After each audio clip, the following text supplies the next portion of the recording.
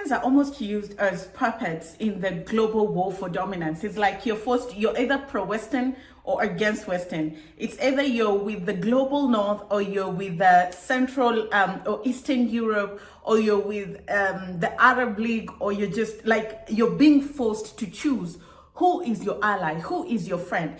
And this leaves African countries at a very complicated position, because I can have a good relationship with Russia, but I also want to have a trade relationship with America. I can have a great relationship with the Arab League, like Rwanda really does, but they still want to do trade with Britain, because these countries are not at a place where they can freeze out one for the other. But how the West operates is it wants to force you into a corner.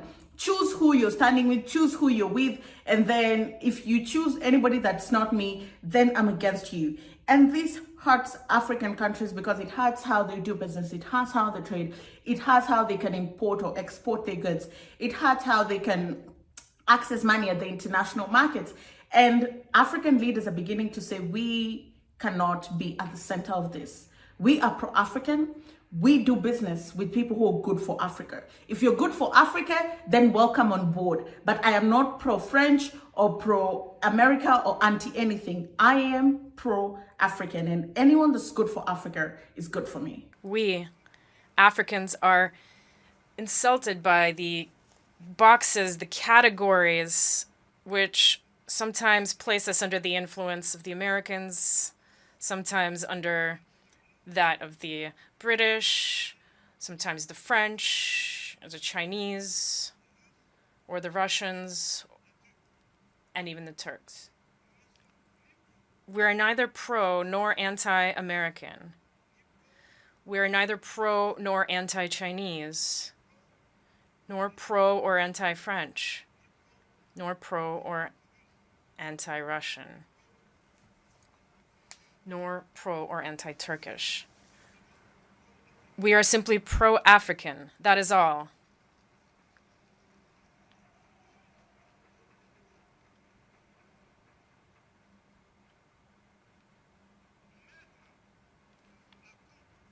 Placing us under the influence of this or that power is an insult.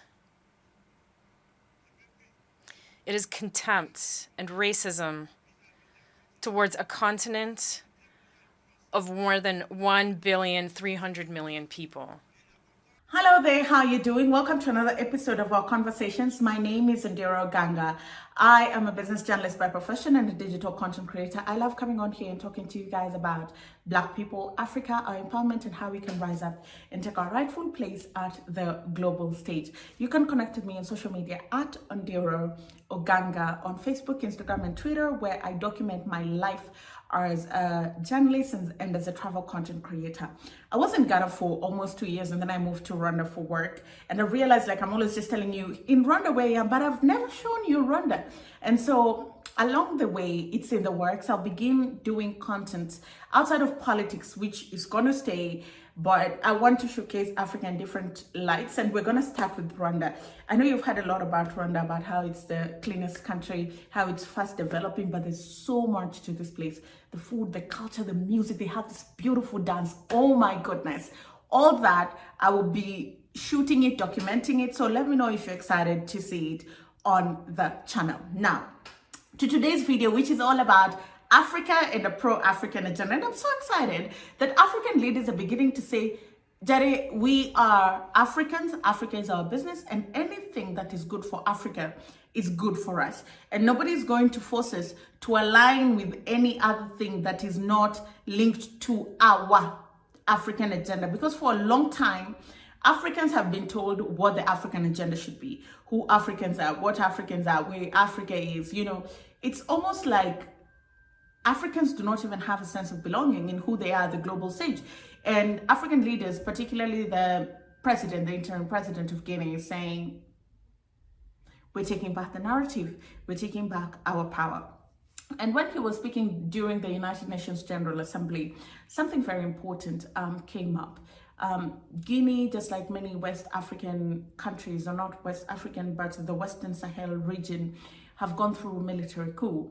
Now, these military coups have been very rampant. It's not often that you see a coup every month. You know, it's not normal and it's not often, because the world has gotten to a place where we have democratic institutions that are in place, and different countries have different constitutions, and they go through different election cycles to put leaders in office. They have institutions that can check, that ensure checks and balances with the instruments of power that they have. But some of these African countries have been having a lot of problems in terms of growth, in terms of development. They're still lagging far behind than they should. And we've seen a lot of military coups, bloodless coups, so very important to mention, where military facets of the military are saying, this is not the country that we wanted, this is not the country that the people voted for. And so we're going to oust you in power. We're not going to wait for another 2 or 3 years for you to keep derailing the country further for another democratic election. We're going to take you out of power and put somebody else or an interim government as we wait to go for an election, but things should not continue as they are because the people are suffering.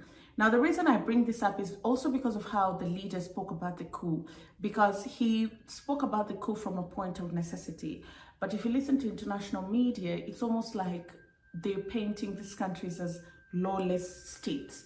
And while I'm not a big fan of coups, I'm not even a fan of coups, because military intervention should be the last resort, should actually be the last resort. Like when push comes to shove, and shove is not shoving, if you understand what I mean, then maybe, because nothing good comes out of the brute and the sheer force of the military. And when one military facet seizes power, then you open that Pandora box. It's like they now start playing, hide and seek with the countries. Like, if this military facet is unsatisfied, so there's a reason why democracy and democratic institutions are put in place to ensure law and order. But also, some of these African countries have been done to a disservice by their leader in cahoots with some of these Western powers. And so the leader of Guinea was saying, while it might be true that some coups lead to nothing, there's also an alternative truth that some coups are necessitated by the greater good. No political forces at the time had the courage nor the means to put an end to the duplicity that we were experiencing, as they were all completely neutralized back then. The institutional correction for which my brothers in arms and I took responsibility on September 5th, 2021, was only a consequence of that chaotic situation, which had ended up tearing apart the social fabric of my country and undermining our coexistence. This is not an exhaustive list, but we believe that the transitions underway in Africa are due to several factors, including broken promises, the lethargy of the people, and leaders tampering with constitutions with the sole concern of remaining in power to the detriment of collective well-being. Today, the African people are more awake than ever and more than ever determined to take their destiny into their own hands. The unequal distribution of wealth creates endless inequalities, famine, and abject poverty, which make the daily lives of our populations increasingly difficult. These inequalities are part of the causes for the events that endanger our peaceful coexistence above all. When the wealth of a country is in the hands of an elite, while newborns die in hospitals due to a lack of incubators, it is not surprising that in such conditions we are seeing transitions in order to respond to the profound aspirations of the people. Another thing that he spoke about was democracy, particularly the French definition of democracy.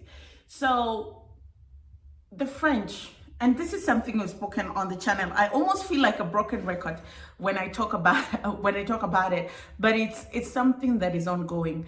The relationship that France has with former France colonies is very skewed, it's very one-sided. La France Afrique is nothing new, they've been called out in it. And the leader of Guinea is saying that kind of democracy, whatever you thought works in the West or works in France, doesn't work here, because you formulated that model without us. To be honest, you formulated it without us. You didn't know us outside of the confines of your little colony. You didn't think about who we are, where we're going, what we could become. You didn't consider us in the greater African context. You just did cut, copy, and paste.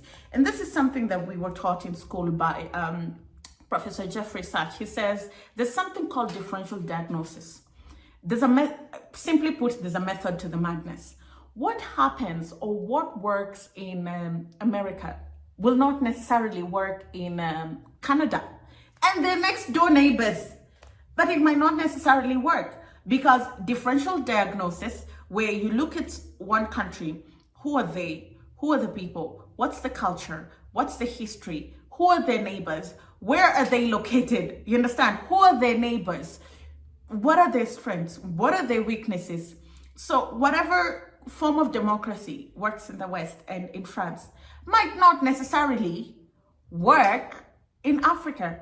And I'll tell you why. Because now we're stuck with election cycles where you wait. To change leaders, you have to wait for the election cycle.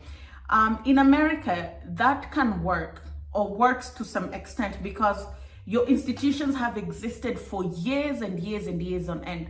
You've had the judiciary, you've had law for very many years, and though it might have its own challenges, it's been in existence for years and you've built it for years. So you've had an opportunity to strengthen your institutions, and it can play the checks and balance role for any administration that is in office. And that's why, and even like Senate and, they can play the oversight role.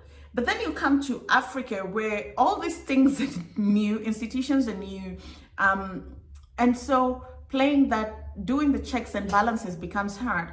And so you'll find an African country stuck with a leader for 7 years, a leader who's not even good for the country. Why? Because Western democracy dictates that you wait until you go for elections. And if you try to rewrite that democracy in your own way, then you're unstable. Travel restrictions, don't go there. They're uncivilized, they don't know democracy, they're lawless, they're unstable. We're all aware that this democratic model that you have so insidiously, skillfully imposed on us after the La Baule summit in France, something you've been imposing almost religiously, this model does not work. Various economic and social indices demonstrate this plain and clear. This is not a value judgment on democracy itself. Believe me, this is just taking stock of the situation. It's a balance sheet. Over several decades of chaotic experimentation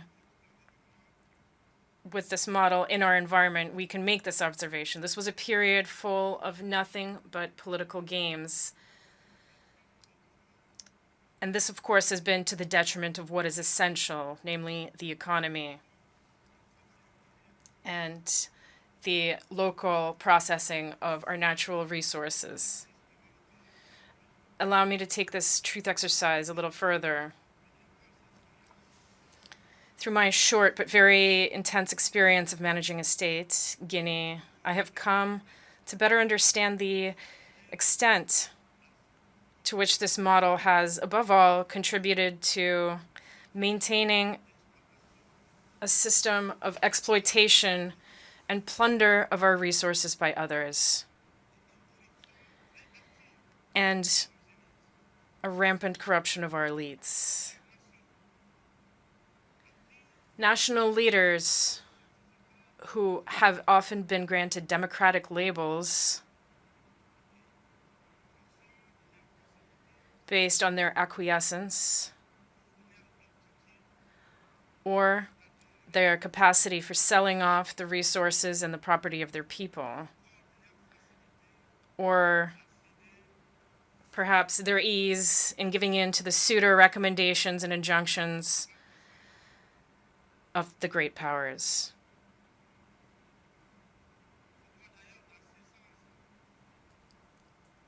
I must confess in this regard that everything that I am facing goes beyond all imagination. These are the same people who profess democracy, transparency, who denounce poor governance and corruption, who dictate the rules. It is they who, behind the scenes, very discreetly and underhandedly, are increasing pressure to make us cede our national wealth through unconscionable leonine contracts. The last part, which is the most interesting part for me, is the fact that he talks about alliances. And he says that Africa is pro-African. We're not pro-French, we're not anti-US, we're not pro-Russian and anti-Ukraine, no. We are pro-African. We are Africa and Africa is our agenda. If you see us doing business with Russia, do not say we are pro-Russian. Hell no, we are pro-African. Russia is giving us grains and fertilizer at a good price, and we have to feed our people, and we have to ensure that the agricultural production cycle continues. So if we are going to get fertilizer from them, so be it. We're just looking out for ourselves. If America is our biggest trading partner, then we're going to keep importing our goods to America. If the EU, with the exception of Britain, decides to give us a better trading deal, we're not going to say no to it because British was the biggest colonizer on the African continent and now we owe them allegiance. Hell no. It's time that the world begin respecting Africa and seeing it as an independent unit rather than still a place that they can scramble for influence and dominance. The African people are tired, exhausted by the categorizations with which everyone wants to box us in.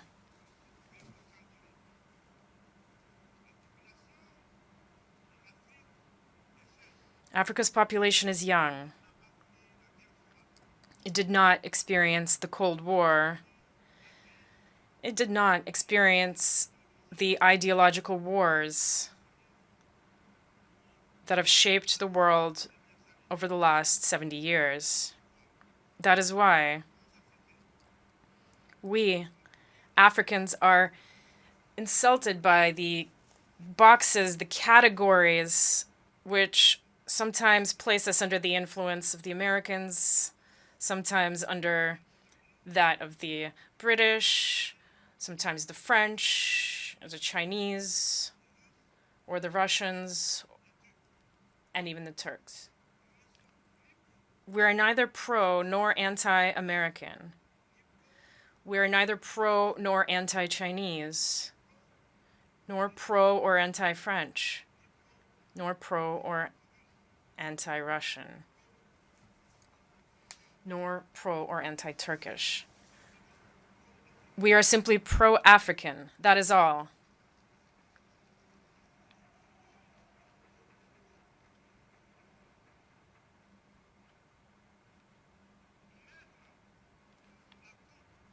Placing us under the influence of this or that power is an insult. It is contempt and racism towards a continent of more than 1,300,000,000 people. It is important that in this prestigious and influential assembly we understand clearly and definitively that the era of the old Africa is over.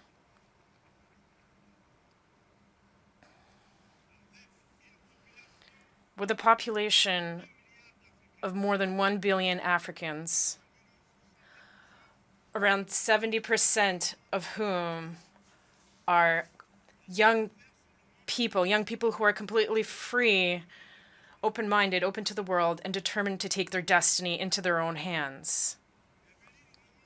The time has come to realize that the structures, the rules from the post-war era, established in the absence of our states, which did not yet exist at the time, are obsolete. This is the end of an unbalanced, an unjust era where we had no say in the matter. It is time to take our rights into account and to let us take our proper place, but also, and above all, it is time to stop lecturing us and to stop treating us with condescension like children. Rest assured that we're old enough to know what is good for us.